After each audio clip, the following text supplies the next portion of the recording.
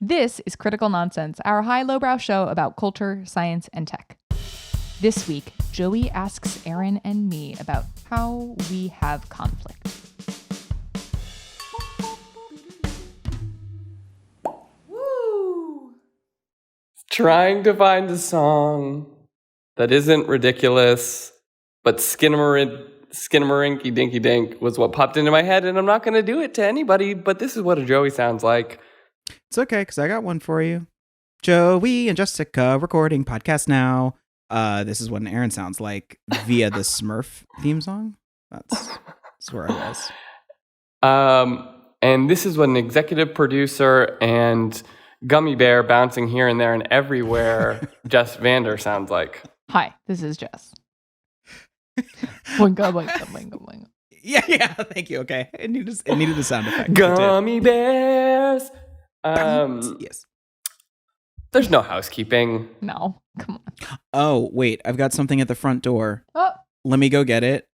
Oh, legitimately, it's the box of Gushers that I bought for myself this week on Amazon. That's it. You know what? I had Gushers 2 weeks ago. Ooh. And I have to, the crazy thing is, the last time I had Gushers, which was probably several years ago, many years ago, let's just say, I was like, wow, these are so much better than I remembered. And when I had them in the last couple of weeks, I will admit, I thought, wow, these are so much worse than I remember.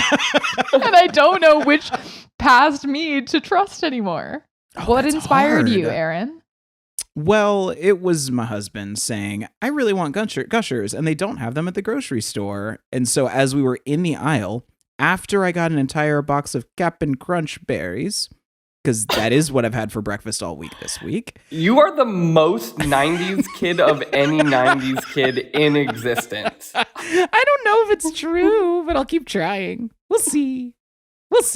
It was fun. That was genuinely it. I wanted to surprise Branch, and I was successful until he got the pop-up on his phone that I'd ordered the Gushers. So before we left the grocery store, he's like, oh, that was really sweet of you. I'll be happy in 2 weeks when it comes from wherever you Ding dong. From. Oh, what's that? It's a delivery of The Adventures of Pete and Pete and Wet, Wild, and Crazy Kids box sets at my door. Some honest range. Looking happily. Okay, I'm sorry, guys. First of all, that song still slaps. Listened to it recently, and I was like, I actually really like this Pete and Pete theme song. Yeah. Anyways. Polaris, they're great. Yeah. Don't you talk by Petunia. All right. Okay. Aaron, Jessica. Yes. Mm-hmm. Shall we get into this? Okay. I encountered something recently. I think, my initial reaction was like, haha, that's cool. And then my follow-up reaction was like, is this healthy? With a lean towards, I think maybe it is. So I encountered this post about, I'll just read it to you. The small Peruvian town of Santo Tomas celebrates Takanakuy every December 25th. Men, women, and children settle grudges with fistfights. Then everyone goes drinking together, ready to start a new year with a clean slate. And it's a post with just 4 photos of different aged, different gendered people in the middle of a bare knuckle, boxing matches, old ladies punching each other. And it made me think about some of the conversations I've had recently where, in some of our distance and separation and being more digitally sort of intermediated in our interactions, I feel like we're kind of not, we're getting worse at dealing with conflict or frustrations or things of that nature. It's a little bit easier to sweep it under the rug if you're, have a weird interaction on a video chat or over like a text message or a company chat communication of some sort, whatever platform you're on, or email. And it made me think of this thing and go like, this feel like, at the end of the year, like if you have a grudge with someone, you're like, listen, Aaron, I didn't like that. We're going to fight on December 25th, and then we'll like put it behind us. But this idea of like healthy conflict and managing healthy conflict and sort of being able to work through things felt productive. And so I wanted to ask you all, do you feel like, or what is a better way for us to deal with our stuff in this new world we're living in?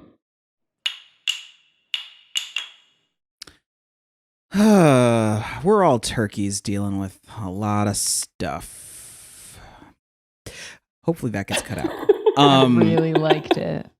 Thank you. No, I mean, the thing that it honestly took me to, if I may spin a quick thought on it, is we have for so many years, perhaps just pop culturally, been increasingly taught to deal with our own shit. So I'm thinking about like, the intentionality moment, we'll call it that, or the movement, right? That was all about like, be more intentional, be more present. And it was very much about like, be more in tune with what you need and stop getting sort of riding on the wave of life, and instead like surf the way that you want to surf, just to mix all the metaphors. And then you had that all going on in reaction to, and at the same time as we were being overwhelmed by like the increase in personal requests that come from being always connected and always on. I think the thing that's underneath that as well, or within that, is that we've had to deal with, especially over the past 6 years, an explosion of opinions, a need to have a position on the opinion, regardless of what the topic is, and to somehow be closer to omniscience just because the devices that we have in our pockets technically allow us to be that, more so than any like period in history. And so to me, those two forces of like figure out your own shit, but then also always know exactly where you stand, throws us into this never-ending recipe of not knowing how to deal with other people's shit, because you can't compare ideas. There's not as much of a focus on putting ideas out and navigating them together for any length of time. And I was thinking about the Purge movies, because apparently there've been five and they've all gotten under 50% Rotten Tomatoes. But like done well at the box office or things like that, right? Yes, exactly. Because the concept of like, we need a space to just let it all out, and not just animalistic let it all out, but all this stuff that we're internalizing to deal with and not dealing with each other, it boils over. It's vinegar and baking soda in our soul, and it's going to come out one way or another. So it's interesting to think about it as a structured event, but I also think that it sounds so naive, but I do think that one of the first things that we have to do is allow ourselves some room to practice disagreeing in public with people that we don't feel safe with, or that we don't have like a built up history with. Obviously the problem is that we would have to all do that at the same time. Otherwise the festival's going to happen every day.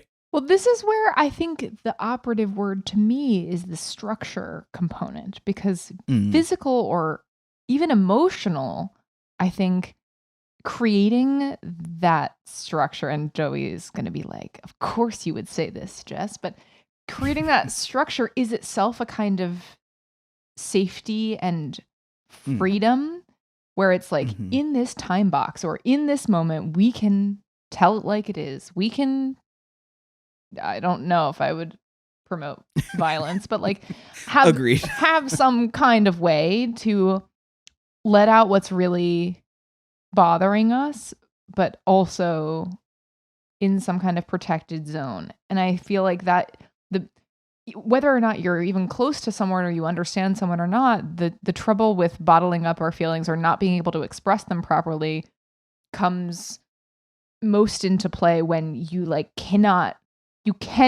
appropriately or completely enough express them. And then when taken out of turn, then all of a sudden you're dead to me and we can no longer work past anything. So like, how can you create a structure that provides enough safety where that can happen without demolishing everything? Like, put, tidy it up. Yeah. There's, this idea of deal with your own shit sort of fits with, I think, what you were saying too, Jess, which is like there's an intimacy that is created in conflict. Mm-hmm. You know how it's been a while since I've talked about intimacy, first of all. So like, True. Pat myself on the back, I guess. I don't, whatever. But there is a closeness that is established in conflict, and this idea of deal with your own shit puts everything back on yourself. You have to carry the burden of an entire relationship.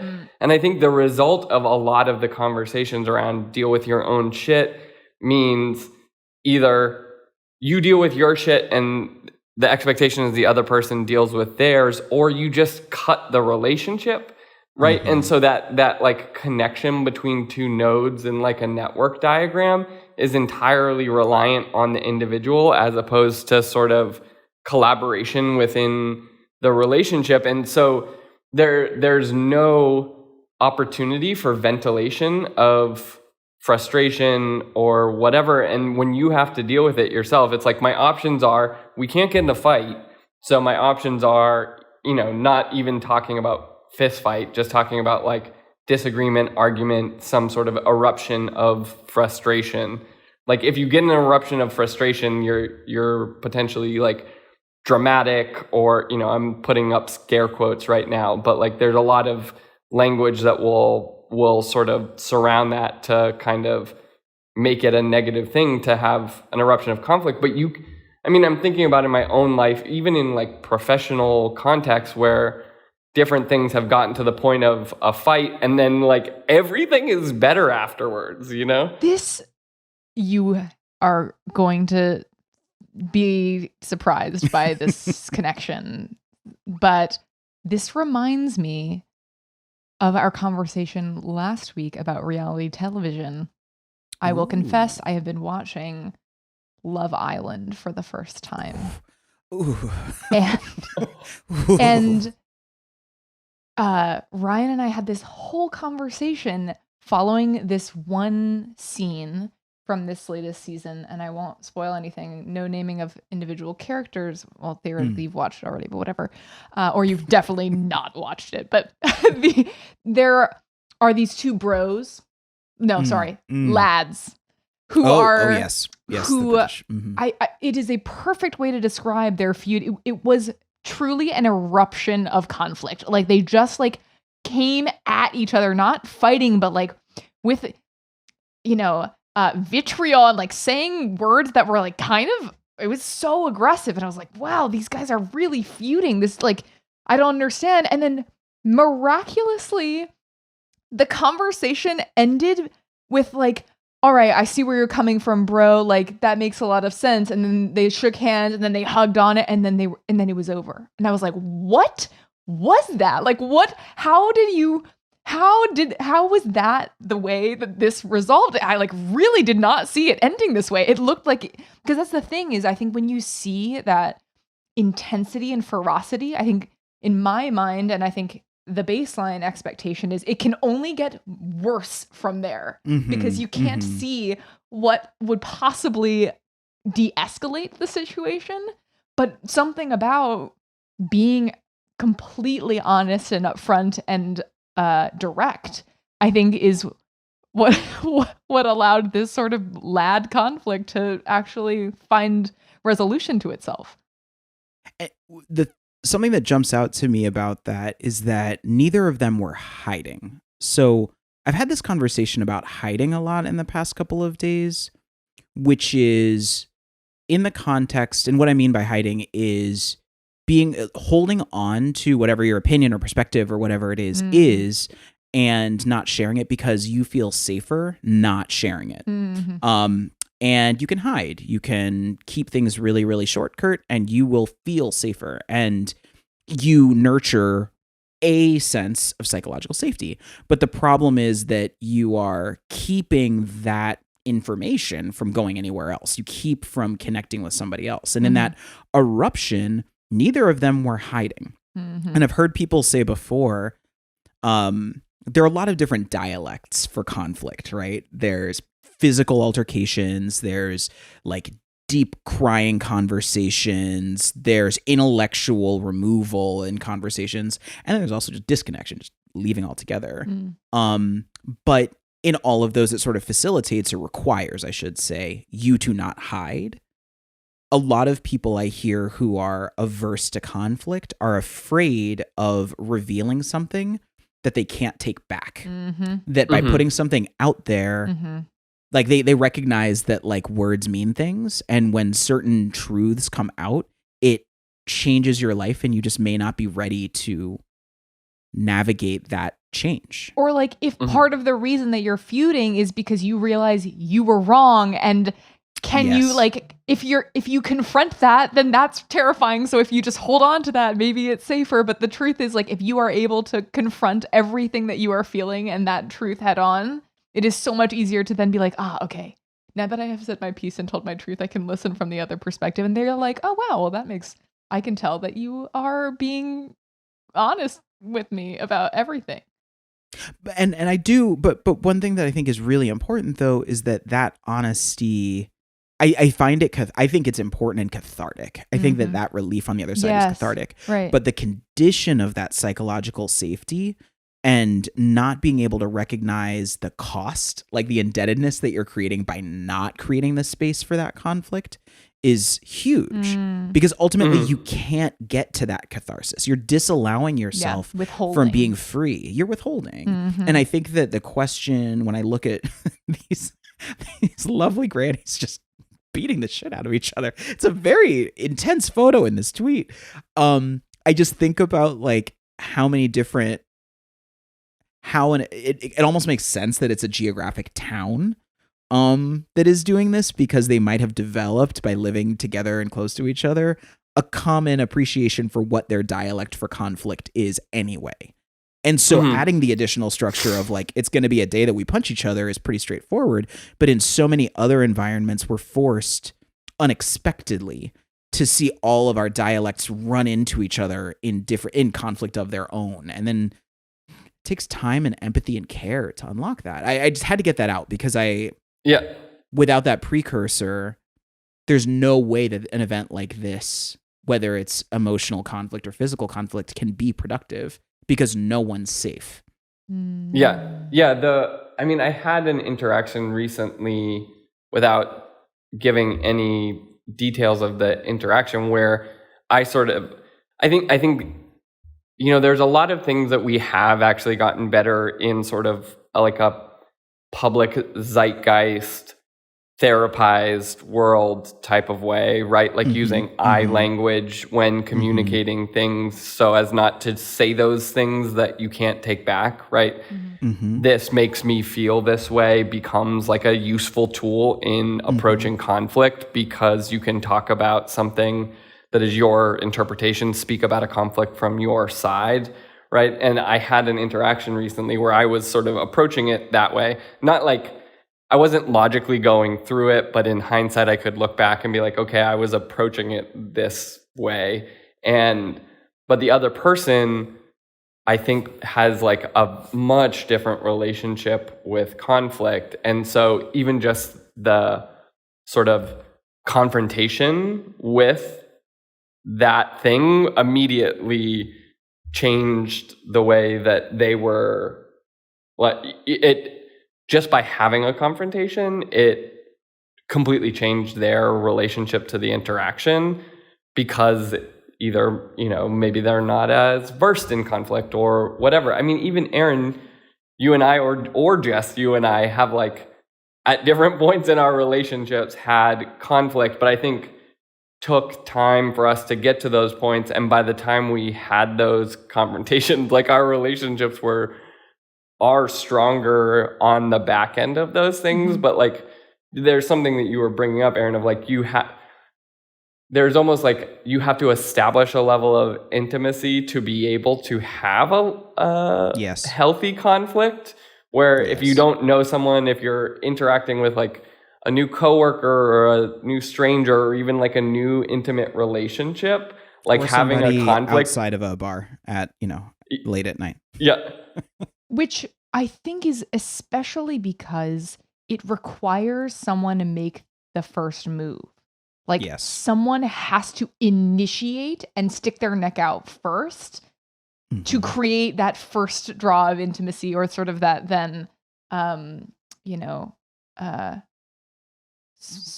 It's like a dance. Bad. You have to establish a rhythm, right? Right. Because the other person has to recognize what the other is doing as sticking their neck out. Because sometimes it doesn't feel like that to the other person because it's second nature.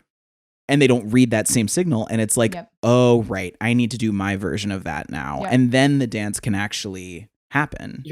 This is exactly what happened in the thing that I'm talking about. Was I showed my belly a little bit. Exactly. And the other person took it as like a swing instead of an exposing of my, like for me, it was an attempt at vulnerability, but for the other person, it was like an attempt at a strike. Yes. This is the other thing, is that intention and execution are not always aligned, right? Totally. Like it needs to be I don't want to put it on the other way. person, just for the record. I could have still been in the wrong in this situation. Well, and that's the thing, right? Like how can you actually signal? Because even if that's where you're coming from, like if you're not signaling that to the other person, you cannot get that rhythm started. Like you can't get it moving. In fact, you can just make it worse. Yeah. Oh my God. And there was something that you brought up, Joey, and I deploy this as like, I'm thinking in my head, what are those easy tips and tricks that help it from making it worse, And one of them has become more ingrained culturally in certain circles, which is I statements, right? Like that's say, I feel that. And the speaker has to contextualize that they are perceiving something, not that it is objective truth. And it also gets to explain like there is an I am experiencing the result of something that you might be doing, regardless of whether you intend to or not. So let's talk about where your intention was. So I statements are one. Another one that I've heard a lot is really, it's essentially setting the stage. So it's asking, I'd really like to talk about this thing, but I want us to do it at a time where we both feel comfortable doing it. Because it's like, and it's the signaling that you're talking about, Jess. It's like, this has come up, I think, a lot more in the context of remote work conflict as well. We don't have as much time with individuals and there are fewer cues. And so in general, all types of collaboration, conflict is a form of collaboration. You have to be explicit about what the space is that you're trying to create. And we forget that very easily. That is the beauty of adding structure, because you are giving yourselves the best shot. And honestly, the structure can come from not just the space. I love the idea of like the digital space, but also even Joey, this idea of the structure of how to have a conflict resolution conversation. Like that structure creates a sense of safety, because it's like, all right, here is a common neutral ground. Yeah. I this makes me think about something. I was not connecting to this before, but I had a conversation with Tina from Little Fury, the design agency, and she was talking about she had used our office over a weekend a few weekends ago to have like this sort of marriage counseling thing that she had done in the past as just like a healthy renewal to like reconnect and think about things, and she said she was assisting the facilitation of a bunch of couples going through this thing, but she had shared with me, and I think she would be fine with me saying, like, one of the things she had learned in her own experience of going through that exercise was her and her husband's like conflict language or approach is different. Yes. Where she is like more direct and like, let's talk about this now, and he is and fast, and he is slower. And so after doing this exercise, they had come to an agreement of giving it a 24-hour.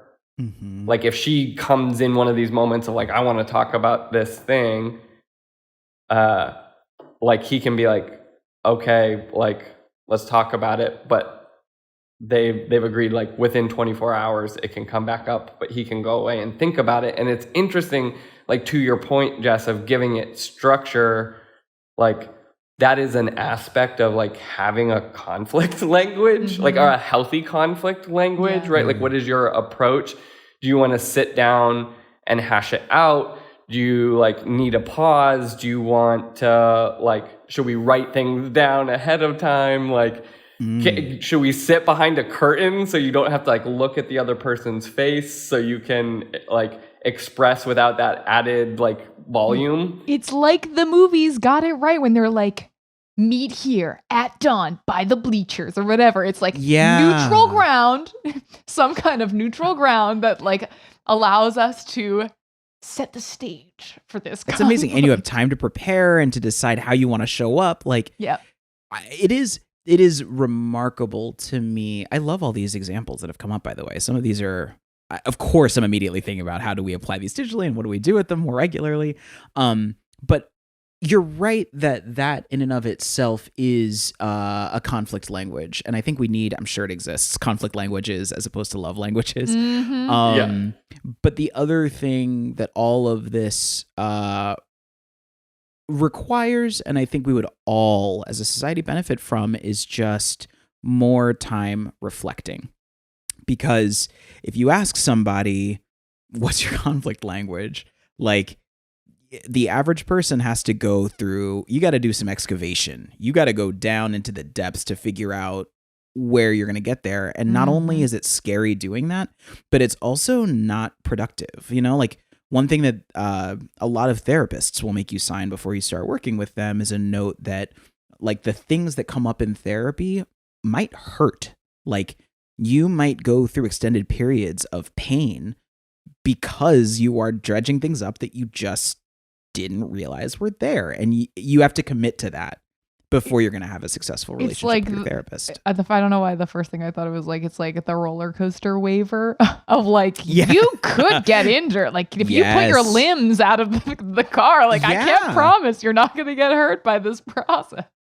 Yes. I would, you talking about this and like, I think this is right. And I just like looked, there's conflict styles, but I think language to me is different. And I just want to emphasize that. And like, as we're thinking about it, because they have conflict styles where it's like, you're avoiding, accommodating, compromising, competing, or collaborating. And I think in what we're talking about in this idea of like trying to reach like a healthy resolution and improve relationships and all of that is in that collaboration zone. So we're all like trying to achieve it, but the means to achieve it, I think, are distinct. And I just want to like call out that distinction because I think the goal is still like, let's all reach a place where we can feel good. And even in some instances, there just needs to be like a valve release, right? So you can stay in that healthy collaboration zone where it's like the tensions have gotten a little high or, you know, there's a little friction and just like let off some of the heat. And how can you let off heat in a way that is healthy and that it can be different ways? And like the fact of the matter is, right, like if we're all getting better at this, like to your point about like digital interactions and work interactions and whatever, like I think that was how I kind of landed here. But it's like our friendships are being strained for the same reason because of migration across the country and distance and COVID and our, you know, our romantic, like it's sort of relevant to all relationships. It may just take different things or different ways to sort of ventilate that heat in different contexts.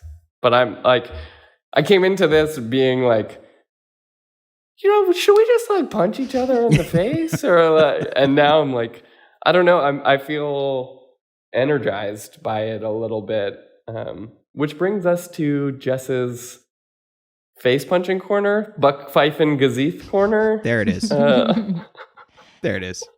There's this concept in mechanical engineering design of creating and keeping track of tolerances, where you want to be able to design something with, plus or minus a little bit of wiggle room, basically, in case, manufacturing isn't perfectly spot on exactly the same thing every single time. And there's something interesting about this idea of how we deal with things and how we have, the discourse of conflict with one another. And I like this idea of being able to create these kinds of conflict tolerances, room to ventilate the heat, room for different types of conflict languages coming up against one another, room for someone to make the first move and being vulnerable so that you can strike a rhythm and actually make meaningful conversation happen instead of, reinforcing something that is psychologically unsafe and encouraging people to keep hiding. I think there is something to this idea of allowing people to fully conflict. And maybe it's just about protecting, creating space to have that happen. I loved that recap corner, Jess. Like, no notes. Oh, Wow. That's dope. That is a missing. This is a good one. This is flavorful. This was flavor. Critical Nonsense is a Sylvain production. Brought to you by those boxing gloves that you got 3 years ago and haven't touched ever since. As always, we'd like to thank our executive producer and chief pugilist, Jess Vander. We would also like to thank ninjutsu expert and sound engineer extraordinaire, Alex Contel. We'd like to thank our programming coordinator and Brad Pitt from Snatch, bare knuckle boxing champion, Les Jacobs. Oh, that's good. We would also like to thank designer and really, I think wake runner is probably the best term, Nora Mestrich. And Sarah Gilbert as well, who punches we'll punch and you kicks. In the face. Yeah, that's it. Yeah. Thank you for all of the B-button brawler. B-button brawler. Love it. Yeah. And as always, thanks, Elen. Special thanks to B-button brawling. Bayonetta Ninja comes Turtles, out today. Side scroller. Punch. Yes. Great. It's so that man. Streets of Rage. Streets of Rage. Yes. Yes. Yes. Not necessarily a B-button brawler, but like Contra, I kind of put in that bucket. It's like, yeah, I don't know. It's similar energy when you go in there. But I had to scream it out. Bayonetta 3 drops the day that we're recording this. And that, my friends, is absolutely the modern take on that. My Nintendo Switch is downloading it now. I'm very excited. And that is how you will spend the entire next 48 hours. 1,000%. 1,000%. I would also, I'd like to thank strategy. All of strategy. And I'll tell you why. I think that the notion of applying frames to provide structure to the unknown is always the answer. And so thanks, strategy, for helping us think about how to tackle conflict in a smarter way everywhere all the time. Love that. Thanks, strategy, for helping us fight each other. Yes. Sun Tzu, maybe you were on to something. Clever. Very, very clever. All right. Well, thank you. Love you. Bye. Bye.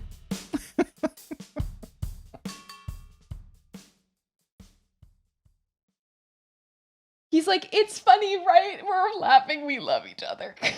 This is friendship.